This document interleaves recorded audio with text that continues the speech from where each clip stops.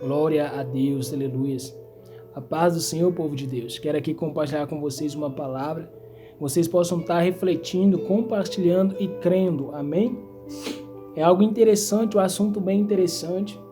1 Coríntios capítulo 15, que fala acerca da ressurreição. Aleluia. Diz assim, a partir do versículo 1. Se você tiver uma Bíblia, pegue e acompanhe comigo. Diz assim: também vos notifico, irmãos, o evangelho que já vos tenho anunciado, o qual também recebestes e no qual também permaneceis, pelo qual também sois salvos, se o retiverdes tal como vos tenho anunciado, se não é que credes em vão. Eu quero ir um pouco por partes. Eu vou ler mais versículos, mas vamos primeiro no versículo 1, onde Paulo ele diz para a igreja de Corinto, para os coríntios, o seguinte: irmãos, o evangelho que já vos tenho anunciado. O evangelho de Paulo para a igreja de Corinto, ele estava centrado na morte e ressurreição de Jesus. Paulo, quando chega para a igreja de Corinto, no capítulo 2, ele vai falar que nada propôs saber a não ser Cristo crucificado. Ou seja, o assunto que interessava para Paulo era a mensagem da cruz, era a pregação da cruz. Ele não queria saber de nada. Ele dizia: não me propus saber nada a não ser Cristo e Cristo crucificado. E Paulo aqui vai dizer: o evangelho que já vos tenho anunciado, o qual também recebestes e no qual também permaneceis. Ou seja, um evangelho aqui, aleluia, aceito, um evangelho aqui também onde o povo precisava permanecer.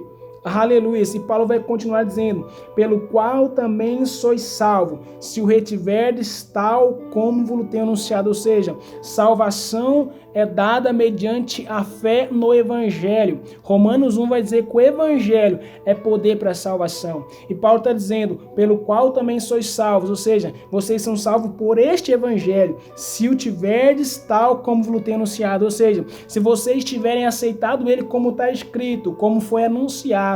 Ou seja, não é outro evangelho. Paulo vai deixar bem claro em Gálatas: se alguém falar outro evangelho, seja anátema. Então a salvação, sim, baseado na palavra, baseado no evangelho. Porém, se for um evangelho cristocêntrico, genuíno, verdadeiro, sem alteração.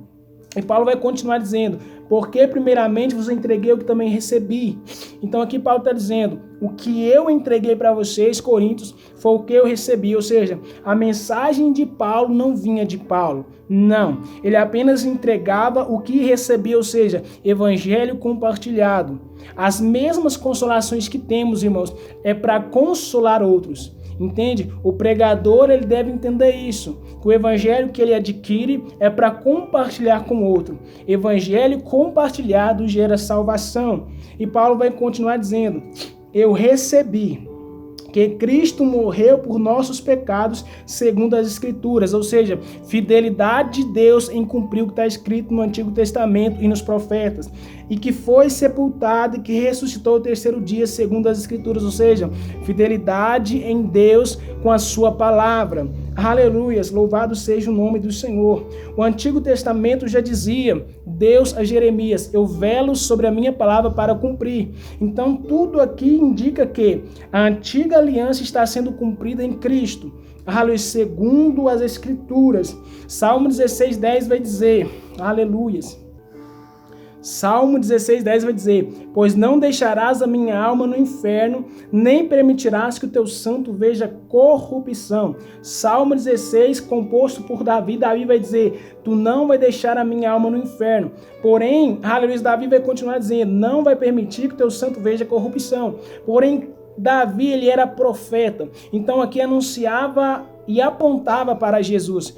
Porque não era Davi que não veria a corrupção, não. Porque Davi morreu, experimentou a corrupção, o seu corpo foi decomposto. Então, quando Davi fala que não veria a corrupção, estava apontando para Cristo, que não sofreria decomposição.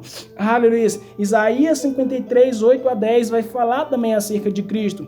Cristo, ele foi contado com os transgressores. A Bíblia fala que foi-lhe dado, aleluia, uma sepultura com os ímpios na sua morte. Entende? Então, o Antigo Testamento, a palavra de Deus está se cumprindo em Cristo. Por isso Paulo vai usar o termo segundo as Escrituras. E a palavra de Deus continua dizendo: depois foi visto uma vez por mais de 500 irmãos, dos quais vive ainda a maior parte, mas alguns já dormem.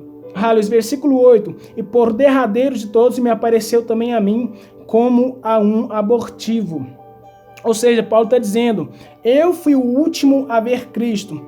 Ele apareceu por último a mim como a um abortivo. Ou seja, Paulo não teve o que os outros tiveram. Paulo não teve o tempo que os outros apóstolos tiveram. Os outros tiveram tempo para aprender com Cristo, para ter treino com Cristo. Entende? Paulo não. Paulo, a caminho de Damasco, teve um encontro repentino, quando ele não esperava com Cristo. Entende? E Paulo vai dizer: eu sou o último. Entende? Então entenda isso. Ele vai continuar dizendo: porque eu sou o menor dos apóstolos. Aleluias, que não sou digno de ser chamado apóstolo. Por quê? Porque persegui a igreja de Deus. Aleluias. Atos 22:4, Paulo vai falar assim: porque eu persegui este caminho. Aleluias. E Paulo lançava homens e mulheres na prisão. Entende? Aleluias. Atos 22:4, persegui este caminho até a morte, prendendo e metendo em prisões, tanto homens como mulheres. Então Paulo, ele não era digno de ser chamado apóstolo, porque perseguia o povo de Deus. Entenda isso. Aleluia. Quem persegue o povo de Deus está perseguindo a Cristo. Porque quando Cristo apresenta para Paulo, ele diz: Saulo, Saulo, por que me persegue? Ou seja, tu está perseguindo a minha igreja, logo tu está afrontando a mim. Aleluia. E Paulo vai continuar dizendo: eu sou o menor dos apóstolos, não sou digno, persegui a igreja, mas, ou seja, tem um porém, pela graça sou o que sou. Paulo, irmãos, é um dos menores para ele, mas para nós ele é exemplo a ser seguido, porque ele mesmo disse: sejam meus imitadores, porque eu imitar Cristo. Ele está dizendo: é a graça que me faz ser o que eu sou. Entenda isso. O pregador e o homem de Deus reconhece que se não for a graça, ele não é, ele não faz, ele não prega, ele não se arrepende, ele não dá fruto. Paulo está dizendo: é pela graça que eu sou o que sou, e a sua graça para comigo não foi vã.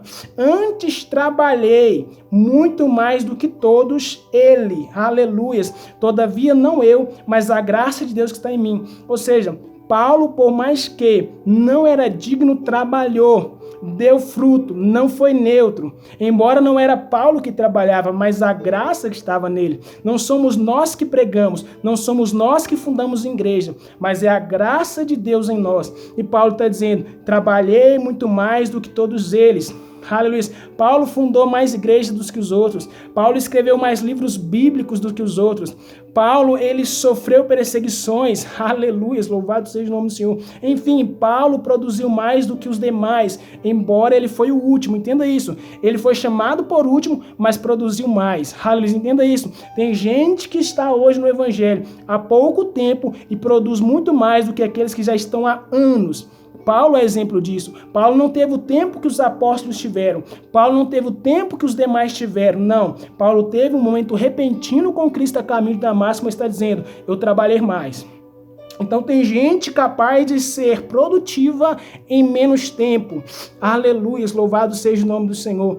E Paulo vai continuar dizendo: então, ou seja eu, ou sejam eles, assim pregamos e assim haver escrito. Ou seja, para Paulo não importa a quem vai ser dado o mérito dos coríntios crer. Não. Se para Paulo aqueles coríntios crescem, seja por um ou por ele, não importava. O pregador deve entender isso. Entende? Se eu prego e o outro se converte, amém, mas não precisa ser por mim. O que importa é que as almas se convertam. E Paulo vai dizer: ora, se prega que Cristo ressuscitou dos mortos, como diz algum dentre vós, ou seja, alguns dos coríntios estavam dizendo que não há ressurreição. E Paulo está dizendo: se prega que Cristo ressuscitou dos mortos, como dizem alguns dentre vós que não há ressurreição? Entende? Então, para alguns dos coríntios não havia ressurreição. Então, era um ensino errado, um entendimento errado. E ele vai continuar dizendo: e se Cristo não ressuscitou, logo é vã a nossa pregação e logo é vã a nossa fé. No versículo, 10, ele vai falar: e a sua graça para comigo não foi vã. Aleluia. No versículo 14 ele vai falar de uma fé vã, de uma pregação vã. Então entenda isso. Paulo, ele convida, ele nos ensina a não tornar a graça de Deus vã. Como? Trabalhando. A graça que alcançou Paulo ao caminho de Damasco só não foi vã porque ele trabalhou, ele produziu, ele deu fruto, ele fundou a igreja. Deus não te encontrou à toa, ele te encontrou para produzir. Aí ele vai continuar dizendo: se Cristo não ressuscitou, a nossa fé é vã, a nossa pregação é vã. Ou seja, o cristianismo só com a morte de Jesus não é suficiente. Entende? Nós, irmãos, sofremos por uma verdade. Os apóstolos morreram por uma verdade. Ninguém está disposto a morrer ou dar a vida por uma mentira. Entende? Isso está equivocado. Entende? Se os apóstolos morreram pela verdade, esperando uma pátria celestial, algo eterno. Aleluia, louvado seja o nome do Senhor. E ele vai dizer no versículo 20... Aleluia, louvado seja o nome do Senhor. Mas agora Cristo ressuscitou dos mortos. Aleluia. Então o cristianismo não é vão. Crer em algo futuro não é vão. Ele vai dizer: e foi feito as primícias dos que morrem ou dos que dormem. Ele não foi o primeiro a morrer, mas foi o primeiro e único a morrer e nunca mais voltar para a sepultura, depois de haver ressuscitado. Aleluia. E ele vai falar, Paulo: se esperamos em Cristo só nesta vida, somos mais miseráveis de todos os homens. Ou seja, nós não podemos basear a nossa vida aqui. Nós precisamos sim entender que nós sofremos, mas é crendo em algo lá, algo futuro. Paulo vai dizer assim: eu protesto que cada dia morro. Então o cristão todos os dias morre, todos os dias somos entregues à morte, todos os dias crucificamos a nós mesmos, as nossas vontades.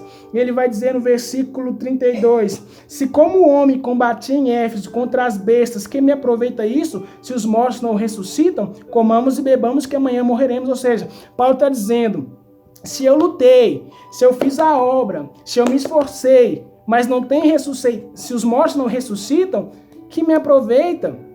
Entende? Se você prega, se você canta sem a esperança de algo eterno, por que tu está pregando?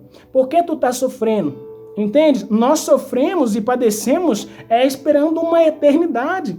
O nosso cristianismo não é vão, por quê? Porque se Cristo ressuscitou, nós também devemos crer que com Ele ressuscitaremos. Aleluia. E ele vai dizer: aleluia, comamos e bebemos que amanhã morreremos. Se o fim é a morte, vamos comer, beber, viver uma vida de qualquer jeito, já que não tem ressurreição. Mas porque tem ressurreição, nos santifiquemos. Mas já que existe vida eterna, nos preparemos. Porque ele vai dizer assim: aleluia, tragada foi a morte na vitória. Aleluia.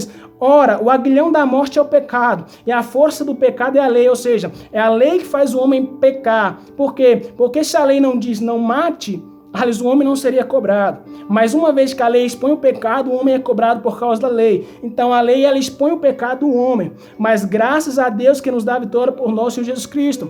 Então existe uma força maior do que a força da lei. Aleluia. E Paulo vai dizer no versículo 58, portanto, meus amados irmãos, está chamando de amada a igreja de Corinto, uma igreja problemática, porém que recebeu o evangelho. Entenda isso.